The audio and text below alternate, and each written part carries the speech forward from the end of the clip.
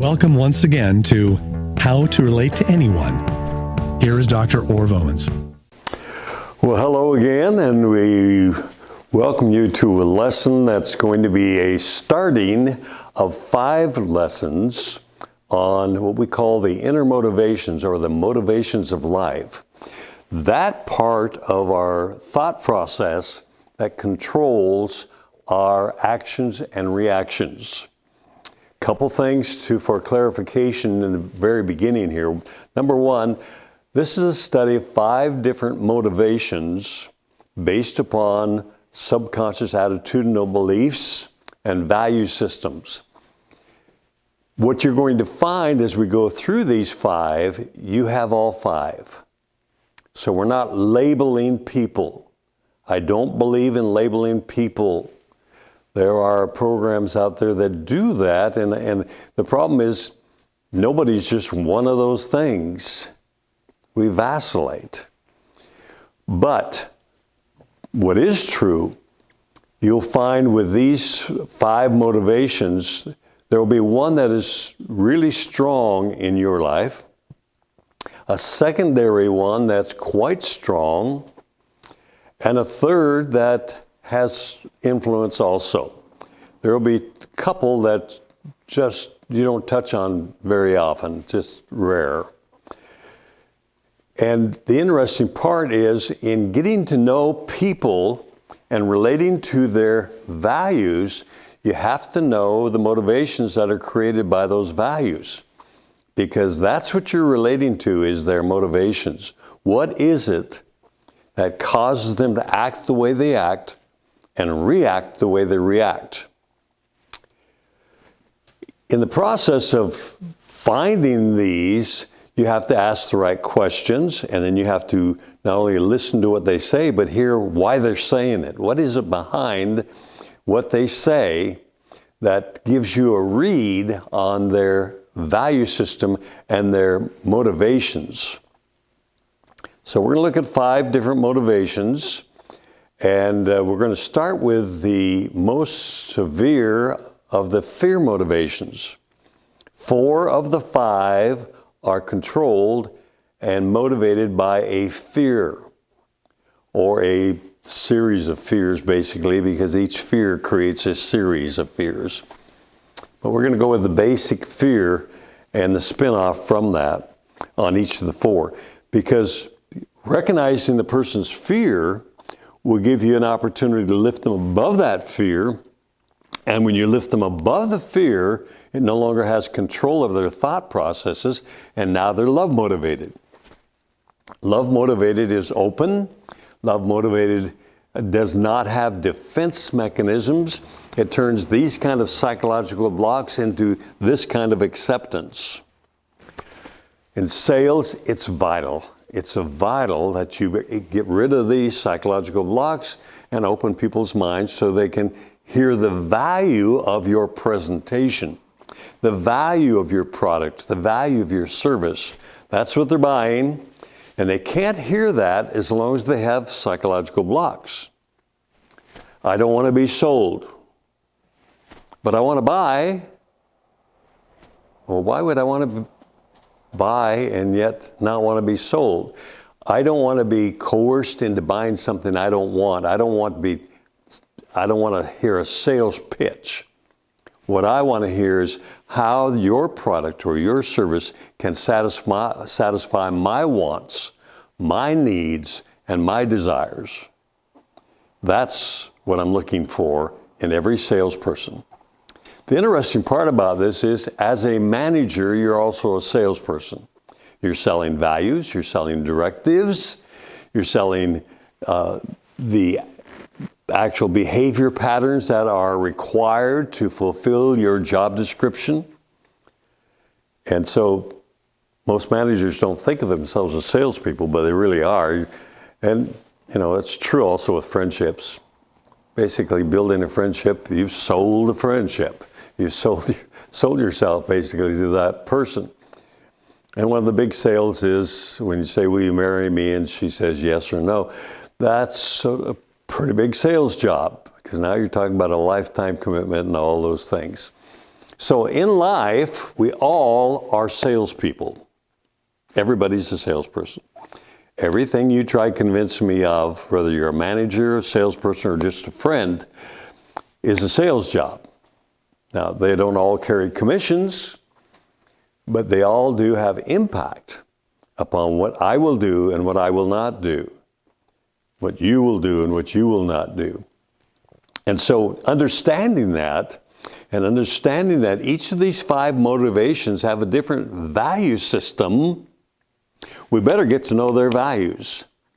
We better get to know their wants, which are physical, their needs, which are emotional, and their desires, which are spiritual. Body, soul, and spirit are made up of the physical, psychological, and spiritual. And when you can relate to all 3 of those, now you've created a trust relationship where people believe they can trust you to lead them into a wise buying or selling or a wise decision in any area of life. And that's where we want to go with this study. Normally in my seminars, this would be one of the last series of lessons we would be teaching, but I'm putting it here because we want to build off of this in these 20-minute presentations. And so I'd like you to take as many notes as possible and go through this video at least 3 times in order to get a real good catch on it. So we're going to look at the most intense of the 4 fear motivations in this program. The fear of failure. We call it the fatalistic fear. It's a give up attitude. It's, I don't even want to try because if I try, I'll probably fail and then I'm going to look bad, so why should I even try? You say, well, that doesn't sound like me. Well, it does sound like you in some cases. There's some things that people say, I'd like you to do that. I'm not sure I can do that. That's a fatalistic fear. It shows itself pretty subtly, but some people have it as a major controlling factor in their life. We see them on street corners holding signs. And I'm not putting those people down, but I would tell you they're controlled by a fatalistic fear that has allowed them to beg instead of work for money. When you go from begging or from working to a begging situation, what you've lost is a sense of responsibility for your life. Now you're expecting somebody else to take responsibility for your life. And that's the problem with the fatalistic motivation. Because if it's a fear of failure, I'd rather not try than to try and fail, and everybody knows I'm a failure. So I'm just going to tell you, I don't think I'm interested. I'm just not very good at that. I'm a little weak in that area. And it's an excuse for escape from responsibility.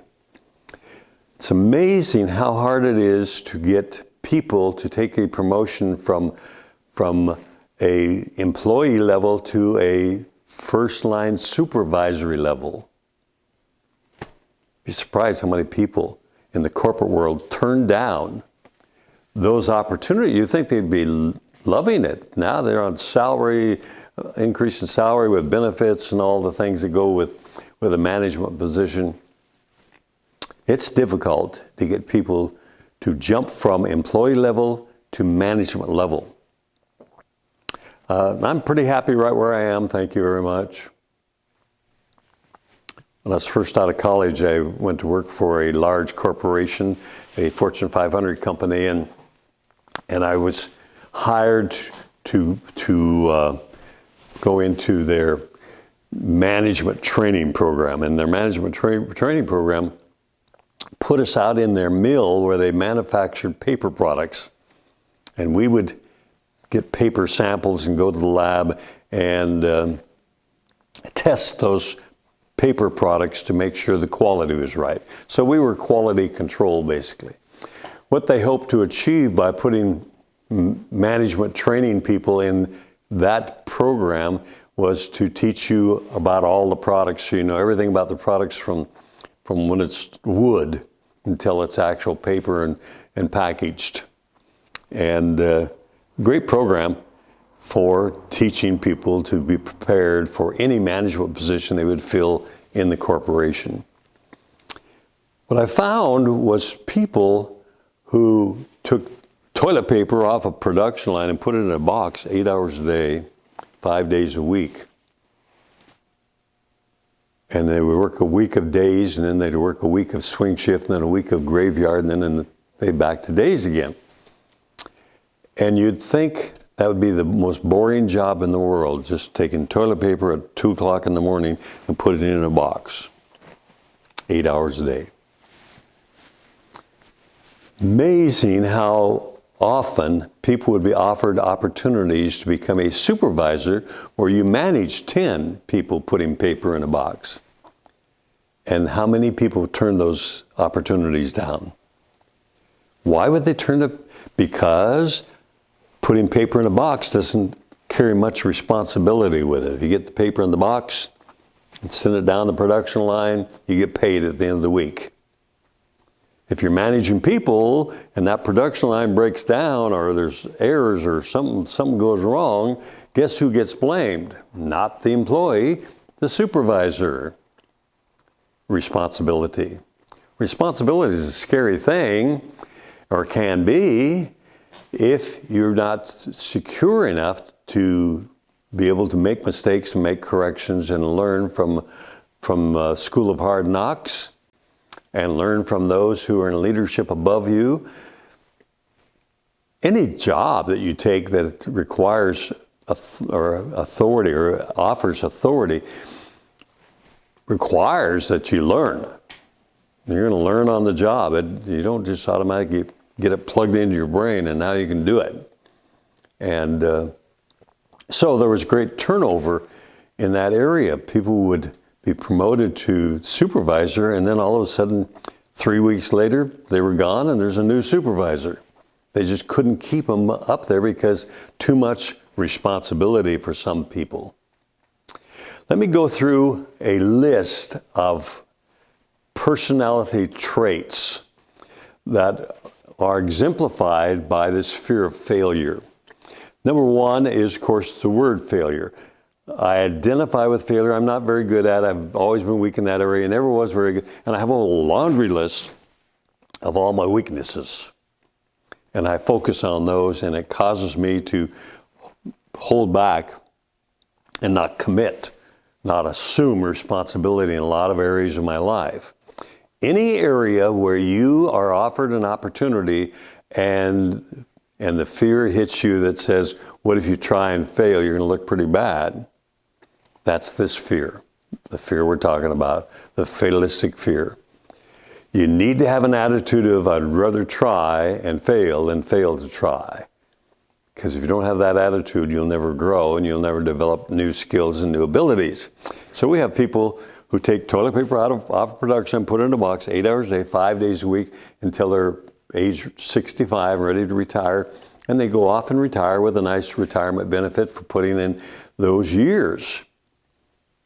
I went back to that company 20 years later, and I saw people on the production line taking toilet paper off a production line, putting it in a box that were doing it 20 years ago in the very same spot. Very same spot. I mean, there's indentions, I think, in the concrete where their feet stand every shift. Can you imagine stuffing boxes with toilet paper for 20 years or to age 65? But at 20 years, they had four weeks of vacation, paid vacation. They had retirement benefits, a full retirement package. I mean, they were doing well. The fatalist fear of failure will cause them to refuse to assume responsibility. Number two on my list is the word futile. Why try if I'm going to fail anyway? It's an attitude. It's a give up attitude where I give up before I even try. I just don't think I can do it. That's just not me. That's not my forte. I'm not very good at that kind of stuff. Number 3 is faulty. Most of what I've done tends to fall apart. I'm just not very skilled. I'm just not very good. In other words, identifying with mistakes rather than identifying mistakes and making corrections. When we identify with mistakes, we say, I'm not very good at that. When we identify mistakes, what we're doing is saying, I learned from that. I won't make that same mistake again. And I try again, and I keep trying until I get it right. You can only do that if you identify mistakes rather than identify with mistakes. Well, the person with this motivation tends to identify with mistakes, and so they feel faulty. Everything I do kind of collapses, doesn't come together. Number 4 is feeble. You'll find people with this fear, it's so intense that they become very low immune system. They're so negative in thought, their body chemistry is literally negative, and they catch everything that comes along. And so in that company that I worked with, we had so much absenteeism. I mean, people gone, catch everything that goes along. And then once somebody on that production line gets it, everybody on that production line gets that, and they're all gone the next week.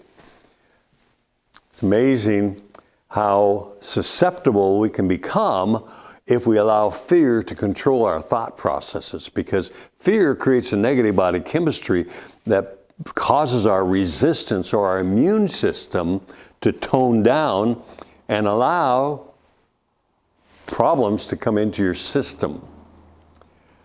I just don't get sick, and that's not bragging. It's just the fact that I take a lot of food supplements, I get proper rest, I control my thinking. I do not allow myself to dwell on the negatives of my life, and I've had some. I could go through the laundry list, but you're not interested in my problems. But you have a laundry list also of negatives that have happened in your life. Maybe a lost job, maybe a lost marriage, maybe a lost child, maybe whatever. All the possibilities of negatives that can happen in our world, and they're happening all the time to all of us. And you either identify with the problem or you identify with a solution to the problem. Lose a job, you go find another job.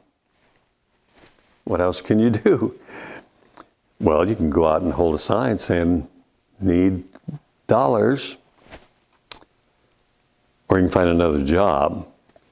It's interesting, I see signs all over, people trying to hire people, and I see people standing on street corners holding signs out of work. Doesn't really make sense, does it? But people have allowed this fear of failure to keep them from achieving. So number 4 is feeble, sickly, sick all the time, susceptible to whatever's going around. They're sick all the time. And they're always feeling kind of bad because it's really been a tough time. And they look for pity, and they want you to pity them. And I don't pity them. I'm concerned about helping people if they're willing to take help. Number 5 of the 5 dimensions of this motivation is fabricate. Person with this fear will create a reason for failure. Failure doesn't just happen. There was a reason. And here's the reason. If you worked for who I work for, if you were given the tools you have to work with, or I have to work with, if you have excuses for failure, and if you have an excuse for failure, you're going to be a failure. That's all there is to it, because now you have a reason. It's easy to justify failure, justify mistakes because. Well, to identify mistakes rather than identify with mistakes is how these people have to get over. In dealing with these people, you have to assume responsibility for them. You have to say, trust me, I can lead you out of this problem. let me help you here in this area. I think we can work together, and they love that. They love anybody who will take the responsibility, and they'll work right along with you, and they will give their best, and they'll work hard, and they will be trustworthy, as long as they don't have the responsibility. Their fear is fear of failure, and so they also run from responsibility. Now, if you can understand that, then you will be able to work with people like that. Assume the responsibility for them. If you're selling a product that they've never heard of before, never tried, they're going to be afraid it's not going to work for them. And you're going to have to lift them above that fear. You're going to have to lead them into an understanding of the value of what you're offering, what it will do for them, and get them to trust you. Trust me, this is going to help you achieve your goal in this area. As a manager, you have to allow your employees to understand that mistakes are part of personal development. We don't judge you for the mistakes you make. We judge you for how much you learn from the mistakes you make. Are you better today than you were yesterday because you made a few mistakes and made corrections? And that's what you do in a management role, is constantly tell people, you're going to make mistakes, and I'm here to help you work through those mistakes so that you don't make the same mistake twice. It's called learning. It's called personal development, personal growth. So assuming responsibility is something that you can't count on a person with this fatalistic motivation to take, so you have to assume responsibility for them, and then they'll be productive. Now, if you have time, you can work with them and little by little give them little bits of responsibility, and pretty soon they start getting comfortable carrying responsibility, and you can actually watch a growth pattern take place, and they'll move from fatalist to our next motivation, which we're going to cover in our next lesson, which tells you it's our time to move on. So in our next lesson, we'll be looking at the exasperator motivation. The exasperator motivation is a fear of loss of position or power. And I'm tough, I chew nails and spit rust. That's the exasperator. We're going to tell you why they act that way, why they react that way, and what you can do to relate to them. Tune in. We'll look forward to having you back on camera with us.